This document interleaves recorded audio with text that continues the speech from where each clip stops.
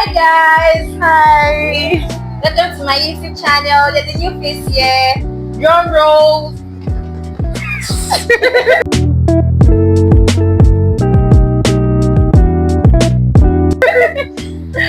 Welcome our new Mrs. Dr. Mrs. It's not easy, you know. It's medicine as you are. Tell them to subscribe to my YouTube channel. Okay, please like, comment and subscribe to her YouTube channel. Thank you. Okay, so today I want to talk about a very interesting topic, Hebrew women. Amara, for instance, the patients you used to have, when you ask them what was your last delivery through, what are the kind of answers you used to get? It was normal. And normal, vagina. So we are just here to dispute and agree to some things. Yeah. So and then they go telling you this thing about the Hebrew women kind of births. Amara, what do you have to say about the Hebrew women's births? Okay, so first of all, let's start with the whole concept of where these Hebrew women's births came from. So Okay. Exodus 1, where I think it was Pharaoh. Pharaoh was the Israelites in Egypt. They were giving birth to more children, having more males, and they were using them as slaves because apparently Joseph they knew was dead, so they were no longer had royal anything. So they were using them as slaves, and the Pharaoh just came up and decided to kill all their males or male children so that they will not be stronger than them, just in case there's a time for war or anything. Then he told the midwives to help them with it. So they called these two midwives and then asked them to kill any male births, anybody that has a male child. Whenever they see, they should kill before they give the child to the mother or something like that. And then they should also allow the females to live and kill the males. So this was a way of kind of like reducing the male population so that they don't outthrone them in case of maybe strength, to fight wars and all of that. So normally they just felt like if you had girls, just like people still think in society these days, if you had girls, they could amount to nothing, they are weak and stuff like that. So the males are the stronger ones. So they called the two midwives, I think Shipra and Kwa, that if the Israelites had any male births, that they should kill them before bringing them to the mother. So, but the Bible records that the midwives themselves had the fear of God, so they did not kill the males. They let the males live. Emphasis on the fear of God. The fear of God, though. So they let the males live. So when Pharaoh called the midwives, because he's been seeing that they will male births and they are living, so he called the midwives, what's happening? And then they now made that statement, that one which everybody in this generation now has held on to with their full chest, and they are not living, that these people, that the Hebrew women are vigorous when giving birth, that they can get to assist them in the delivery. So that was what happened. And then the Bible also said that God blessed the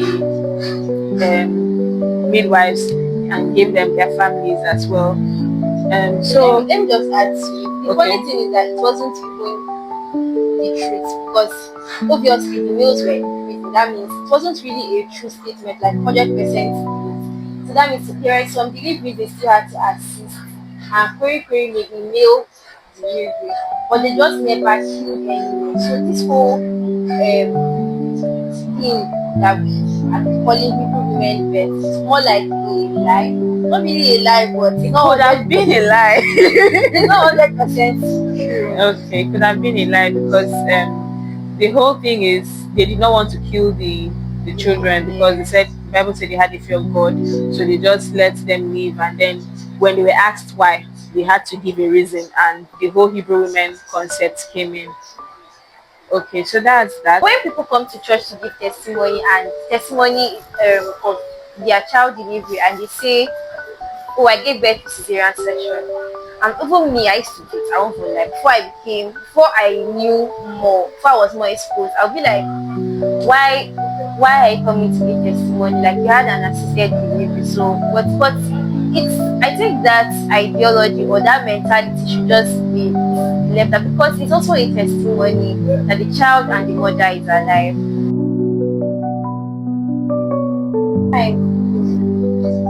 I was in labor when I was pregnant, we were doing my house every year. So I was listening to two women having a conversation, and the other woman, she has been in active labor for the past 4 hours, and we already suggested cesarean section for her. So she was, her husband was yet to sign, and the other woman in labor, her own just started, she was still progressing very well. She was like, why are we all talking about the cesarean section thing? Like, we don't know effects about it. So she was trying to tell the other woman that now if you go home, when your neighbors come and when they ask you how do you deliver, which we all know the cesarean section is not seen as normal delivery here in our country. So she was like, how are you going to tell them that? Are you not going to feel somehow?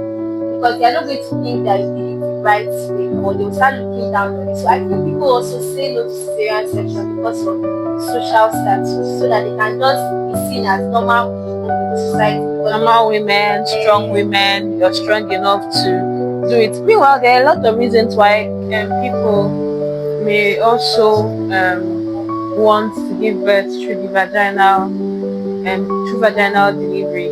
Is because vaginal births are actually way cheaper Very cheap than cesarean sections.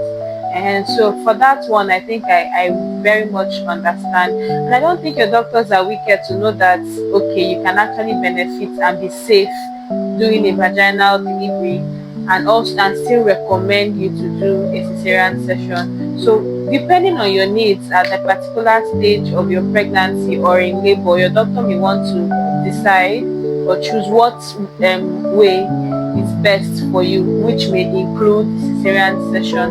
So this let me just add, sorry, okay, before I forget it, something about finance.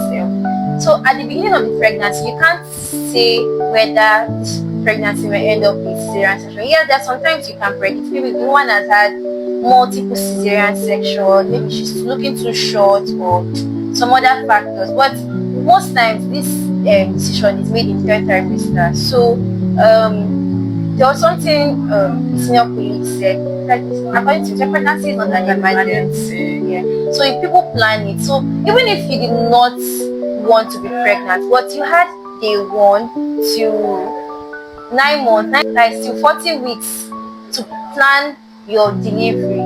So each day you're meant to be saving money as a mother or maybe the father. I know it's not easy with our economy, but just try to keep 1,000 or 500 naira every day. 500 naira every day.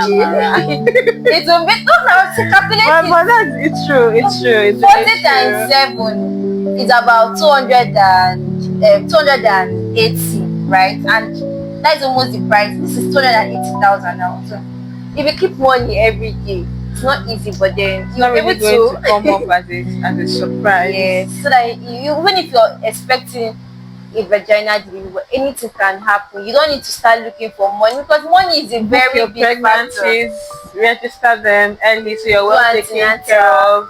So that if there's anything, at least you get to know before time. There are a lot of reasons why a doctor may tell you you may need a cesarean section, which can be both fetal or maternal factors. You get. So for the fetal reasons, maybe the way the baby is lying in the womb, maybe transverse lie, oblique lie, and the weight of the baby too. Pregnancies coexisting with fibroids, which they may be afraid of, postpartum hemorrhages and stuff like that. No, you have to use very simple language. Yes. Okay. So bleeding after birth. Yes. And it's very this bleeding after birth. I've seen it kill someone. Just like but this man was talking to us, and she kept on bleeding. Where we wanted to take her to theater. She refused to go to theater. That was like the final, because we've done everything. So this is how serious this thing can be.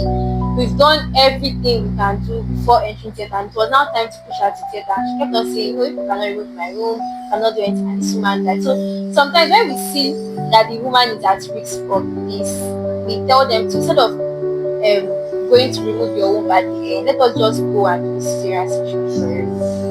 Okay, so for instance, now the woman may have like multiple gestations, like triplets, Simple English, multiple children, twins, quadruplets, and all of that. So you do not want to put this woman into the whole stress of pushing out all those babies. I think society kind of like have accepted it for the for multiple gestation, or multiple, like when you're having more than one baby, it's kind of seen like normal that okay, you do cesarean section. We're talking about cesarean section. Dr. Edison, can you can you enlighten your listeners on the risks they have to face when they don't do the cesarean section? Okay, it ranges from a lot actually. Let's start with the mother.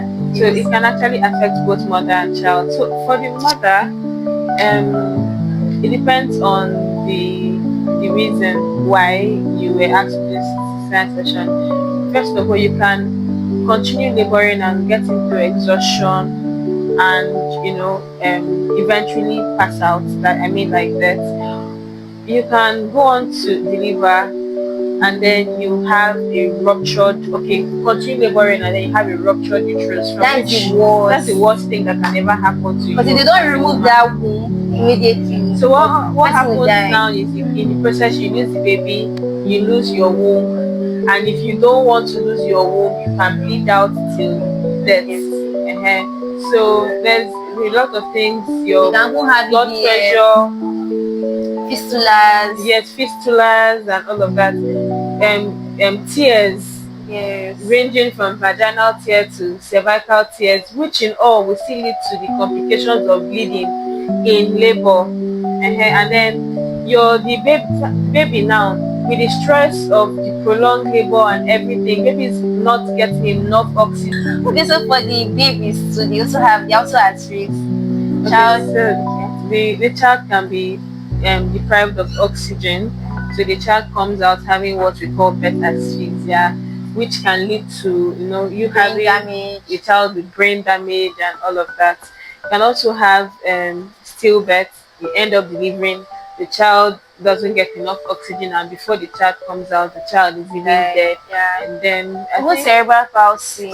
So when the baby comes out, or when the child is growing, child becomes more like retarded, does not grow as why are you laughing? I didn't want to. Sorry, I like how you try to make it very subtle.